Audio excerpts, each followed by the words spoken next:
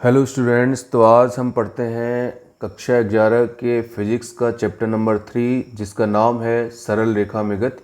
English में कहते हैं motion in a straight line motion. इस अध्याय की शुरुआत हमने क्वेश्चन नंबर 1 से की है। कोई क्वेश्चन नहीं है, लेकिन हमने टॉपिक को डिसाइड करने के लिए, इसके अलग अलग टर्म्स को डिसाइड करने के लिए हमने एक साथ इसको लिख दिया है। यहाँ पे गति हो गया, शुद्ध गति की है, गति विज्ञान क्या है, विरामावस्था क्या है, गत्यावस्था क्या है, बिंदु वस्तु क्या है, एक बीमी, द्विबीमी एवं त्रिबीमी गतियाँ किसे कहते हैं, एक समान एवं परिवर्ती गति क्या होती है, और रज्जुरेखीय गति क्या होती है।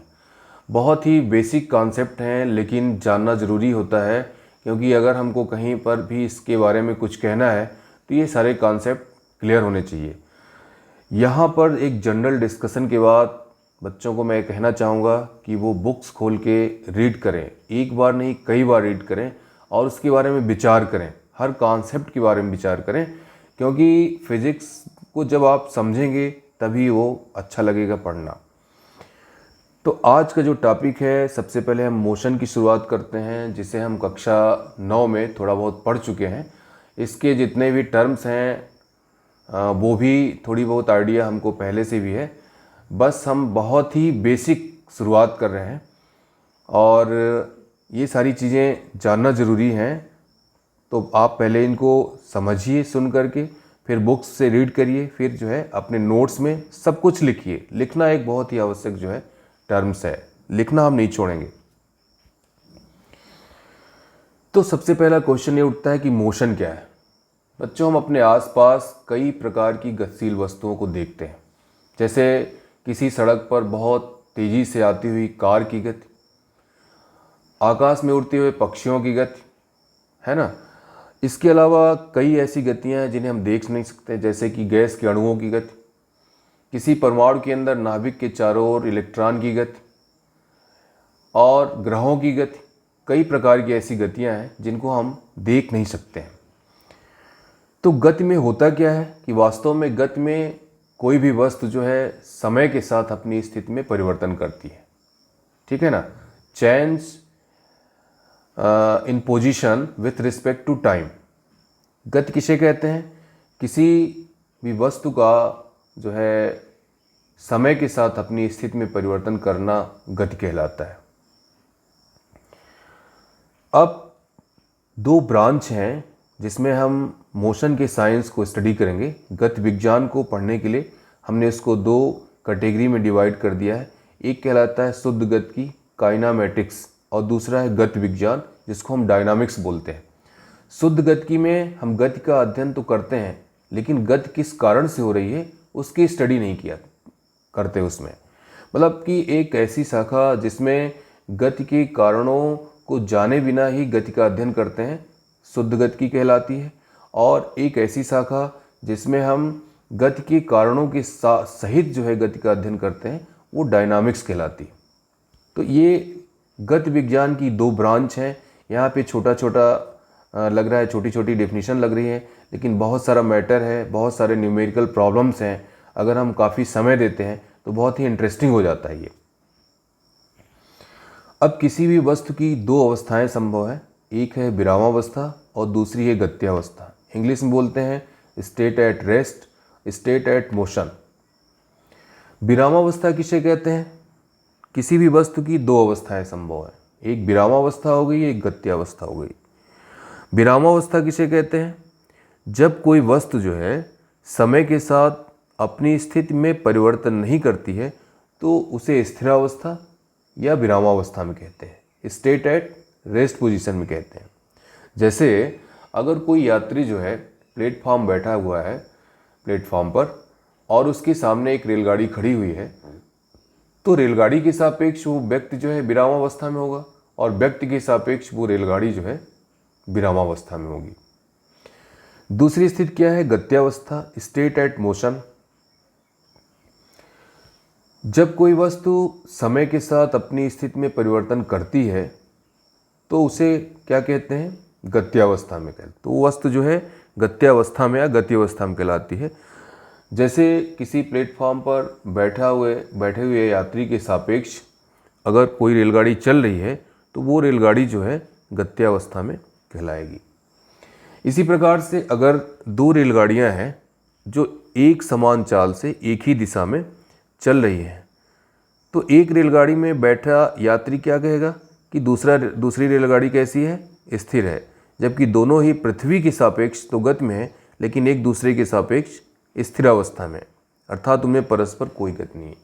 तो जो गति का शब्द है, मोशन का वर्ड है, वो रिलेटिव है, वो आपेक्षिक है, न कि निरपेक्ष है। हम गति का अध्ययन किसी न किसी के सापेक्ष करते हैं, निरपेक्ष गति का अध्ययन नहीं करते हैं। उदाहरण के लिए दो रेलगाड़ियों को हमने बताया कि दो रेलगाड़ियां एक समान चाल से एक ही दिशा में अगर गति कर रही हैं तो वो तो एक दूसरे के सापेक्ष स्थिर हो गई। पृथ्वी के सापेक्ष तो गतिशील है लेकिन एक दूसरे के सापेक्ष कैसी हो गई, वो स्थिर हो गई। तो किसी वस्तु की दो अवस्थाएं संभव होती हैं, एक विरामावस्था होगी, एक गत्यावस्था हो गई। अब अगला टॉपिक है बिंदु वस्तु, पॉइंट ऑब्जेक्ट किसे कहते हैं। सबसे पहले इसका उदाहरण देख लेते हैं कि अगर कोई कार है जो एक शहर से दूसरे शहर तक जाती है तो कार के द्वारा तय की गई दूरी जो है उसके आकार की तुलना में अत्यधिक होगी। या तो हम ऐसा भी कह सकते हैं कि कार के द्वारा तय की गई दूरी की तुलना में जो कार का आकार है वो नगण्य है। तो यहाँ पे कार कौन सी वस्तु हो गई, बिंदु वस्तु हो गई। तो यदि कोई किसी गतिशील वस्तु के द्वारा तय की गई दूरी की तुलना में वस्तु का आकार नगण्य हो तो वो वस्तु क्या कहलाती है, बिंदु वस्तु कहलाती है। इसको भी अपने नोट्स में लिखेंगे, इसकी डेफिनेशन विथ एग्जाम्पल नोट्स में लिखेंगे। अब गति को हम मेनली 3 कैटेगरी में डिवाइड करते हैं। एक विमीय गति, 1 डायमेंशनल मोशन बोलते हैं इसको, द्विविमीय गति, 2 डायमेंशनल मोशन, एवं त्रिविमीय गति, 3 डायमेंशनल मोशन। तो एक विमीय गति किसे कहते हैं, जब कोई वस्तु किसी सरल रेखा में गति करती है तो उसको एक विमीय गति भी कहते हैं, सरल रेखीय गति भी कहते हैं जैसा कि पार्ट का नाम है, और ऋजु रेखीय गति भी कहते हैं, है ना। जैसे किसी सड़क पर चलती हुई कार की गति जो है वो सरल रेखीय गति कहलाती है, उसको हम एक विमीय गति भी कह सकते हैं। ऊपर से नीचे गिरती हुई वस्तु जो है किसी ट्रैक पर रेलगाड़ी की गति भी क्या कहलाएगी, सरल रेखीय गति कहलाएगी। दूसरा क्या है, द्विविमीय गति, 2 डायमेंशनल मोशन। तो जब कोई वस्तु जो है किसी समतल में गति करती है ना, जैसे हमारी वृत्तीय गति भी द्विविमीय गति कहलाएगी, प्रक्षेप्य गति भी द्विविमीय गति कहलाएगी। इन दोनों गतियों की डिटेल स्टडी हम नेक्स्ट करेंगे। जैसे ग्रहों के, सूर्य के चारों ओर जो ग्रहों की गति होती है वो वृत्तीय गति होती है और द्विविमीय गति कहलाती है।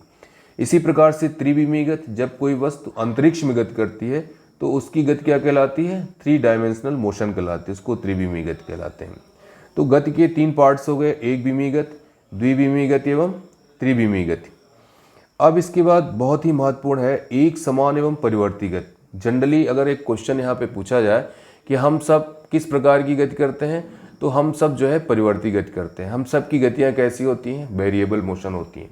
क्यों, सपोज करिए 2 प्लेस इस तरीके से हैं, एक स्थान A है और दूसरा स्थान B है, और कोई वस्तु A से B तक गति करती है, उसकी पूरी डिस्टेंस को अगर हम डिवाइड कर दें, सपोज करते हैं कुल मिला के यहाँ पे 60 किलोमीटर, A से B तक की टोटल डिस्टेंस कितनी है, 60 किलोमीटर है।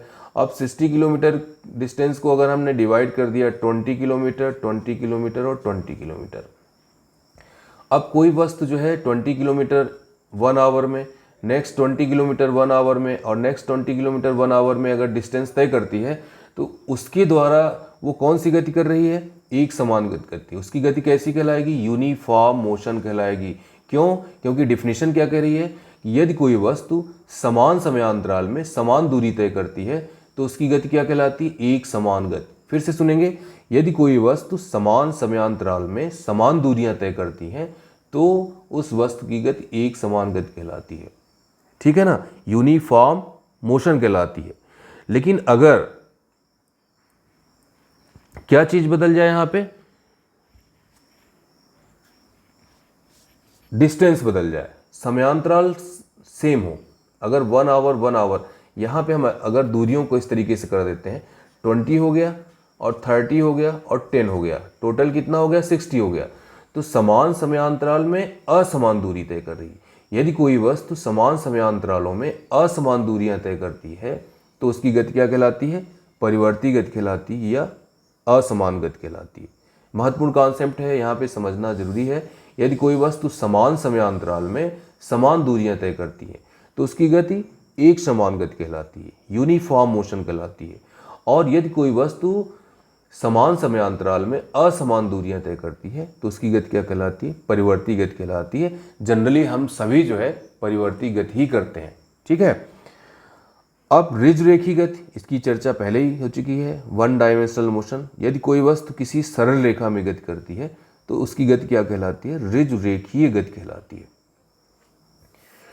तो ये बहुत ही बेसिक कॉन्सेप्ट हो गए, एक बहुत ही जनरल चर्चा यहाँ पे की जा रही है ताकि स्टूडेंट्स का इंटरेस्ट बढ़े कि वो थ्योरी को मैक्सिमम पढ़ें। फिजिक्स में हम थ्योरी नहीं पढ़ते हैं, सीधे डेरिवेशन में जाते हैं अथवा न्यूमेरिकल्स में जाते हैं, वो गलत बात है। हम पहले चीज़ों को अच्छे से क्लियर कर लें, क्योंकि जो 11th की फिजिक्स है वो टोटल अपने आसपास पूरा उसका प्रैक्टिकल अपने आसपास है। गति के बारे में हम पूरा देख रहे हैं, है ना। और गति से जितने भी रिलेटेड टर्म्स हैं, है ना, स्पीड है, वेलोसिटी है, एक्सीलरेशन है, ठीक, ये गति से रिलेटेड टर्म्स हैं, इनको भी हम अच्छी तरीके से समझते हैं। वो चीज़ें हम प्रैक्टिकली देखते हैं, इसलिए अगर हम सीरियसली स्टडी करते हैं तो वो सारी चीज़ें हमारे माइंड में अच्छे से जो है कवर होंगी। तो बच्चों से अपेक्षा है कि इस जो चैप्टर नंबर 3 की शुरुआत जो है इस क्वेश्चन नंबर 1 से की गई है। क्वेश्चन एक्चुअल में क्वेश्चन नहीं है, हमारी शुरुआत है, हमारा टॉपिक्स है कि सबसे पहले हम सब्जेक्ट के बेसिक कॉन्सेप्ट को क्लियर करें। पहले इतने टॉपिक्स को आप अच्छे से अपने से पढ़ें, बार बार पढ़ें, समझें, इनके एग्जाम्पल्स ढूंढें, नोट्स में लिखें। इसके बाद फिर हम नेक्स्ट वीडियो में डीप चलेंगे। Okay students, thank you very much.